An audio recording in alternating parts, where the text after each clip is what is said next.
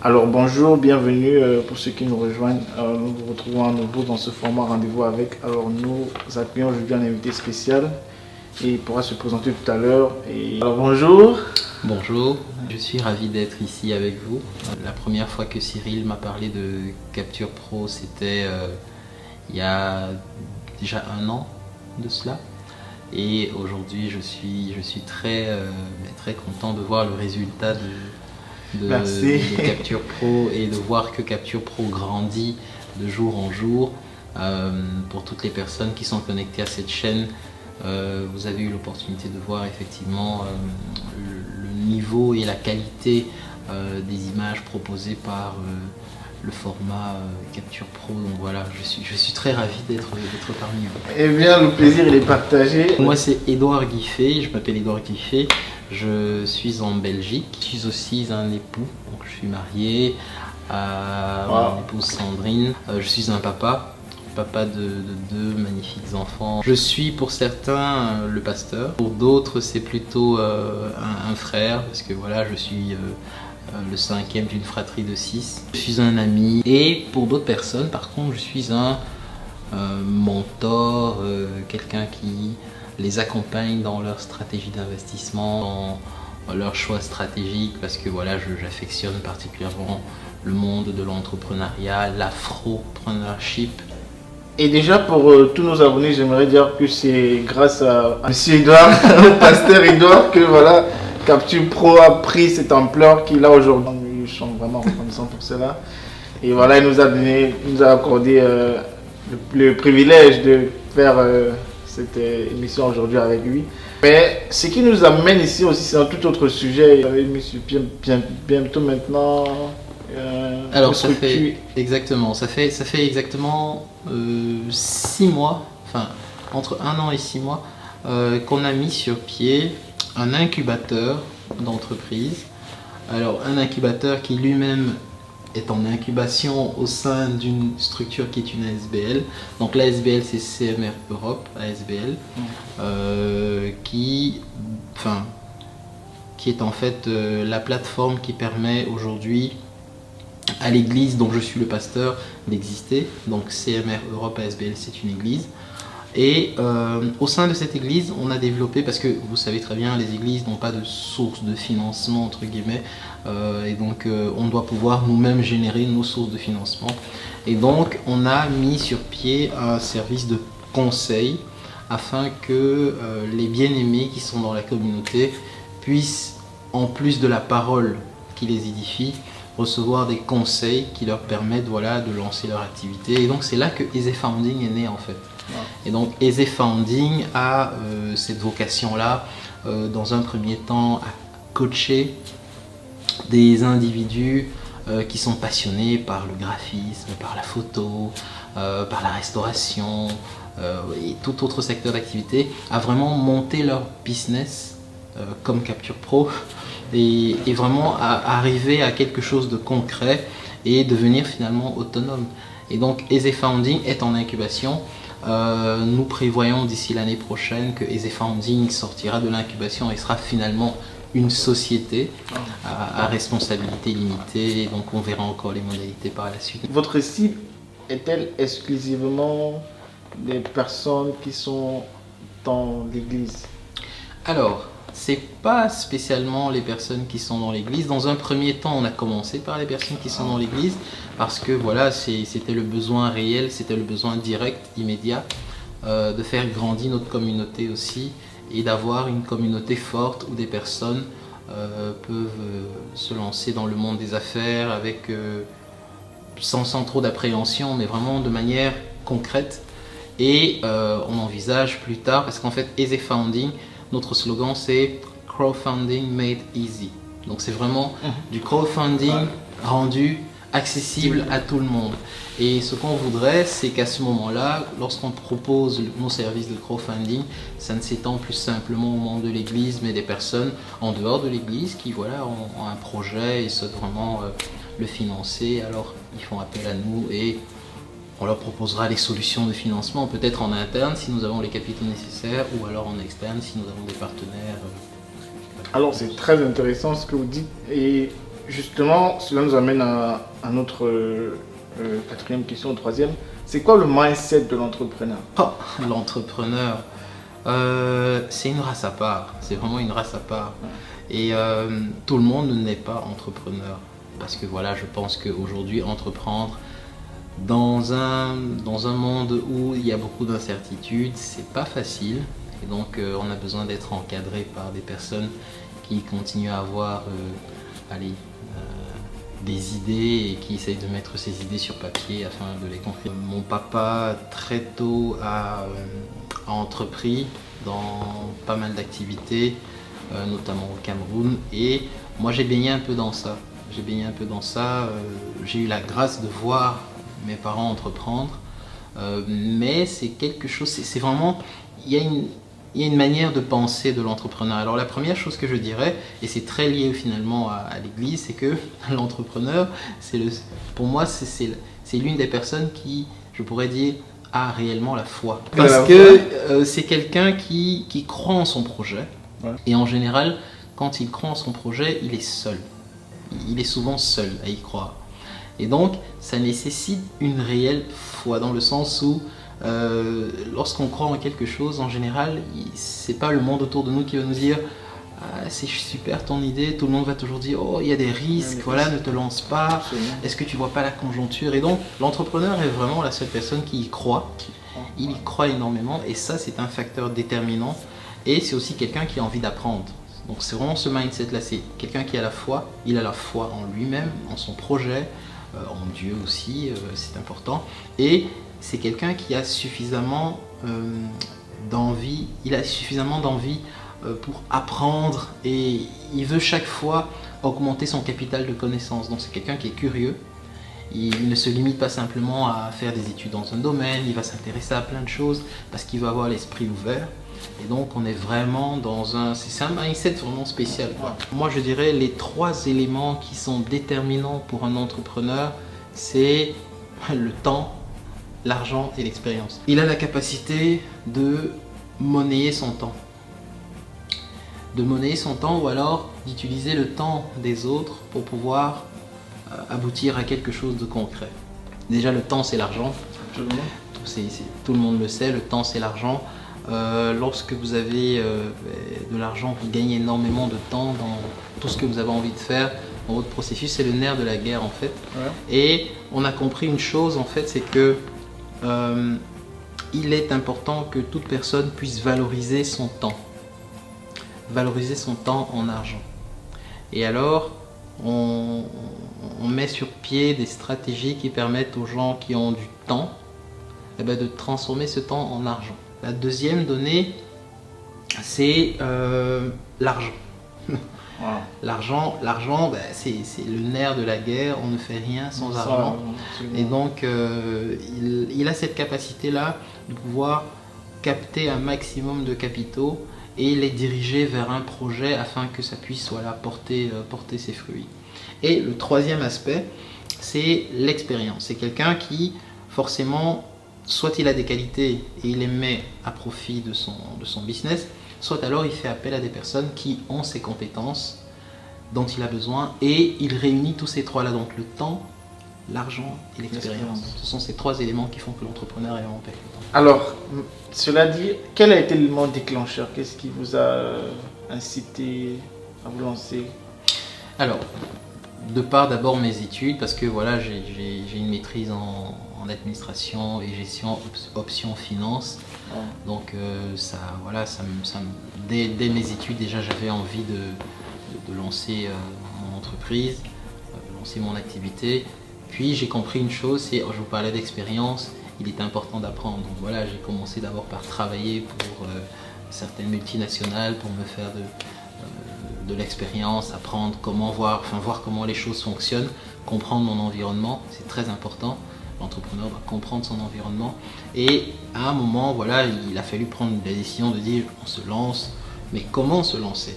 Alors, moi, il y a un livre qui m'a beaucoup guidé, j'en citerai 5. Je sais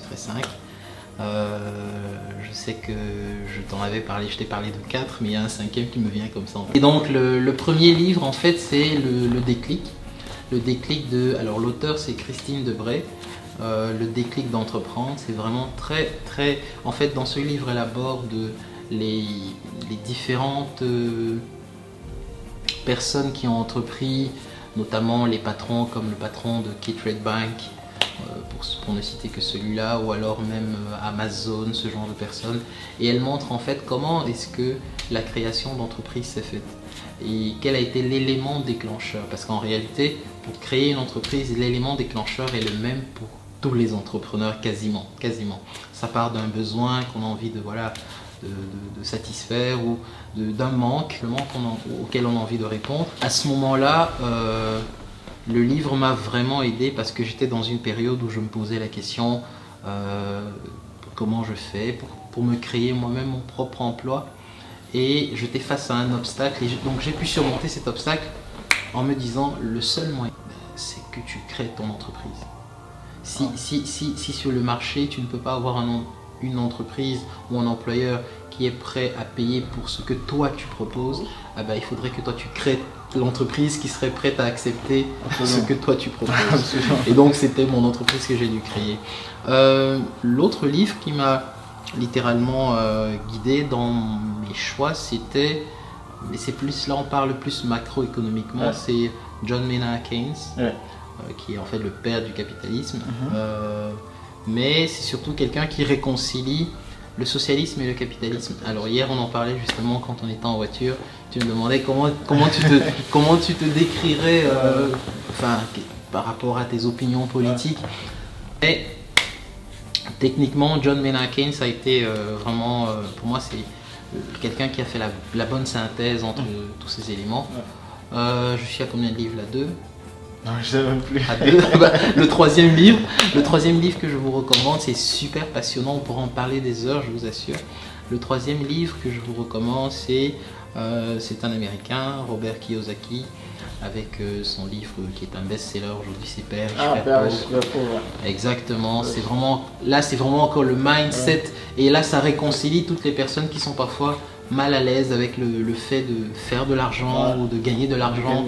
Là ça vous met très à l'aise parce que finalement vous comprenez que c'est important de gagner de l'argent, c'est important de générer des richesses parce que la société en a besoin. En fait, la Bible dit que le monde soupire après la manifestation des fils de l'homme, et c'est ça en fait. Il y a des gens qui attendent que tu réalises que tu crées ton entreprise. Absolument. Parce que ces personnes ne pourraient pas être demain des employés ou exister elles-mêmes si ton entreprise n'existe pas. Donc c'est très important que les gens comprennent que la valeur est dans la création de valeur, c'est quelque chose de super important. L'autre livre, et là je crois que ce sera le dernier, parce qu'on pourrait, tu me connais, on pourrait passer des heures à en parler. Absolument. mais le quatrième livre que je recommande, c'est vraiment pour les personnes qui sont des aficionados de l'immobilier. C'est Olivier Seban, c'est un Français. C'est Tout le monde mérite d'être riche. Donc déjà rien que le titre est évocateur.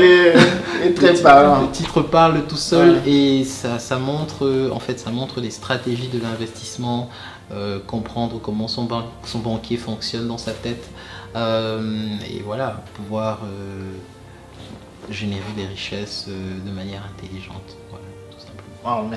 Merci. Que pensez-vous de la bourse? Alors, la bourse.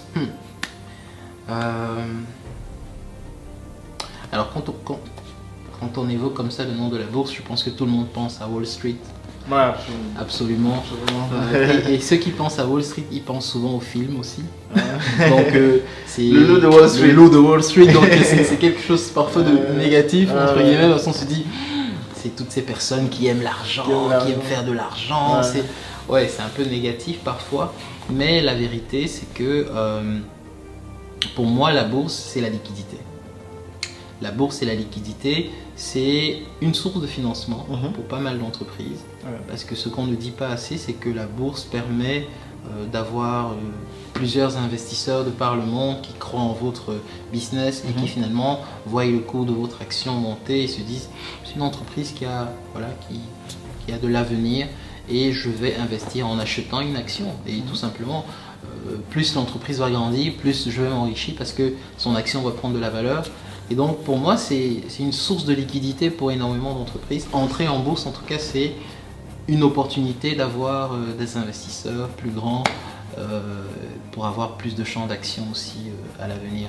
Mais non, je sensibilise quand même les gens à ce que la bourse, c'est très bien, on peut investir en bourse, c'est très bien, mais voilà, il y a des risques. Comme toute chose, comme toute chose, il y a des règles à respecter. Ne pas se lancer dans un investissement sans connaître le marché dans lequel on voudrait performer.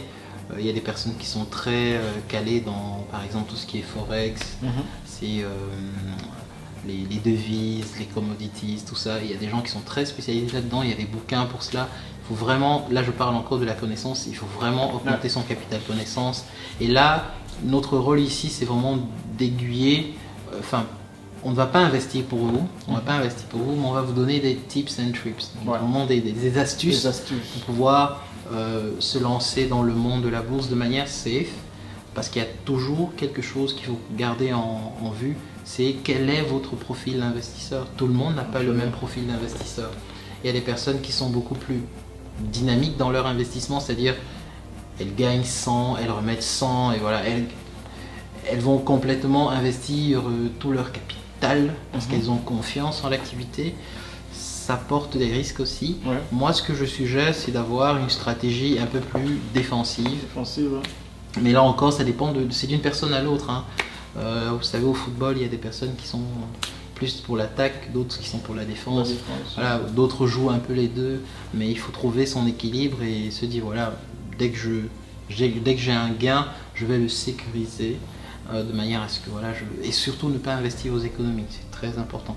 Investissez ce dont vous n'avez pas besoin. Est-ce qu'il y a un rapport entre la rentabilité et le risque? Il y a toujours un lien entre la rentabilité et le risque, parce qu'en fait, le risque n'est que... Alors, la rentabilité n'est que la rémunération du risque. Je l'explique. Plus vous allez vous lancer dans un business qui est super rentable, plus vous allez prendre des risques. Ça c'est vrai. Parce qu'en fait, l'investisseur va rémunérer la confiance que vous avez eue à vous lancer. Enfin, pas l'investisseur, je m'exprime un peu... c'est pas l'investisseur, mais la société dans laquelle vous allez investir, elle va rémunérer votre confiance en elle par le facteur return on investment. Elle va vous donner des bénéfices. Voilà, elle va vous donner des dividendes. C'est une partie de son bénéfice qu'elle va redistribuer. Ouais. Et donc, très souvent, quand une entreprise est dans un secteur d'activité à risque, la rentabilité est aussi très importante parce qu'elle se doit de rassurer ses actionnaires en leur donnant des dividendes beaucoup plus importants. Question de rémunérer simplement la confiance qu'ils ont eue. De l'autre côté, vous avez des entreprises qui sont plutôt dans une activité, je dirais, plus safe, plus sûre. Ouais. Et bien, ces entreprises, elles auront tendance à rémunérer un peu moins les actionnaires parce que finalement, ils ne prennent pas tant de risques que ça.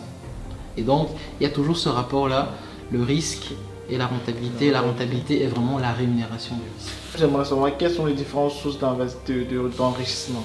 Alors, les sources d'enrichissement, de manière exhaustive, il y en a plusieurs. Moi, j'en citerai 5. Mais bon, c'est pas une science exacte. Hein. J'en citerai 5, mais il y en a plusieurs.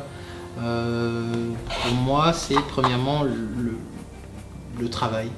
Le travail de vous-même. Ça, c'est important. Dans le salariat ? Dans le salariat, oui, exactement. Il y a des gens qui disent, oui, le travail n'est pas une source d'enrichissement. Tout dépend de ce que vous faites de votre argent. Il y a des personnes qui... on peut prendre un employé qui gagne 1 500 € par mois, mais qui a une capacité d'épargne de 500 €, et un architecte qui gagne 15 000 € par mois, mais qui n'arrive pas à épargner 200 €. Ouais. Donc c'est très relatif, quoi. Il faut vraiment, le salaire est pour moi une source d'enrichissement si on sait être conscient voilà, qu'est-ce qu'on fait de son argent tout simplement. Donc l'income, c'est très important. Et c'est pour ça que tout le monde peut finalement s'enrichir. Ce qui est cash flow. Ouais. Comment générer du cash flow? Alors, certaines personnes disent oui, il faut éviter l'endettement. Je suis d'accord. D'ailleurs, vous allez voir les publicités tous les jours. Emprunter de l'argent coûte de l'argent, on dit ça tout le temps, c'est vrai. Éviter au maximum l'endettement parce qu'il y a des ménages qui s'endettent pour des besoins du quotidien. Ça, c'est l'erreur à ne jamais commettre. On peut générer du cash flow en ayant mis sur pied des sources de financement qui sont de l'ordre des crédits d'investissement par exemple. Donc il faut d'abord avoir un projet. Lorsqu'on a un projet, on fait appel à des capitaux qui sont des capitaux des banques et tout ça, mais on calcule avant même de faire le prêt, on calcule quelle sera la rentabilité, de manière à ne pas s'endetter pour s'endetter, mais l'endettement devient finalement un levier financier. Et donc ça, c'est ce qu'on conseille à des personnes. Ayez un projet avant de demander un crédit ou quoi que ce soit, ou même de faire appel à Easy Funding. Ayez un projet, d'ailleurs, Easy Funding ne finance pas tous les projets, parce qu'il y a des projets qui sont viables, d'autres qui ne le sont pas. Voilà, donc le cash flow et l'effet de levier, c'est pour moi le deuxième. Le troisième, enfin les prochaines sources d'investissement sont plus de l'ordre du... une fois qu'on a dépassé la capacité à gérer son salaire ou à gérer un crédit d'investissement, on est dans tout ce qui touche par exemple à l'agri-tech. Là, c'est mon côté écologique qui parle encore. Donc investir dans des entreprises qui ont des sources de production, des formes de production beaucoup plus vertes, beaucoup plus propres, respectueuses de l'environnement et avec une rentabilité aussi qui est au rendez-vous. Ça, c'est important. On peut investir dans le real estate, donc tout ce qui est l'immobilier. Voilà, l'immobilier est un excellent levier, mais aussi il y a des règles dans l'immobilier. On n'investit pas n'importe comment, il faut pouvoir calculer la rentabilité d'un bien immobilier. Donc ça aussi, c'est quelque chose qu'on aborde lors de nos séminaires.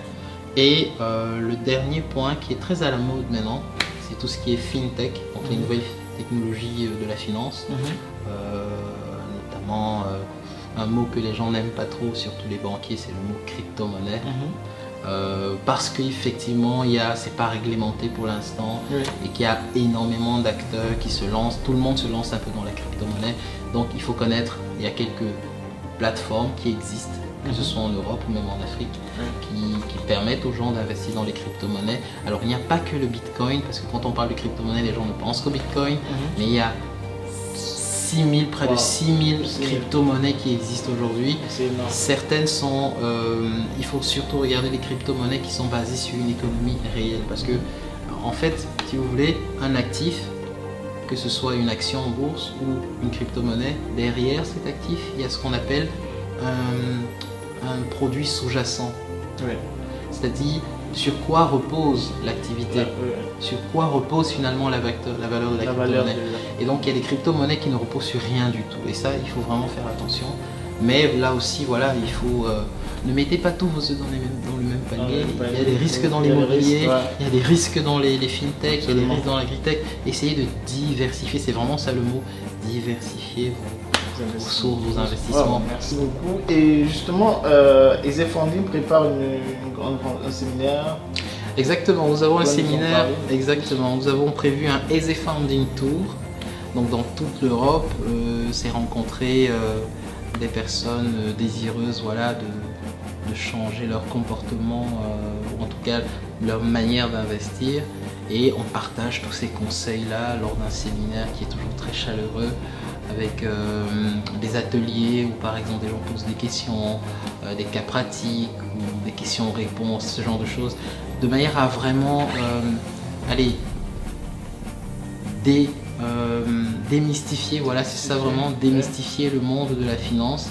Et notre devise vraiment chez Easy Funding, c'est vous connaîtrez la vérité vous affranchira et vous rendra libre. C'est très important lorsque vous connaissez comment investir et que, enfin, dès que l'inconnu est levé dans un domaine, c'est beaucoup plus simple pour vous de vous lancer et d'investir.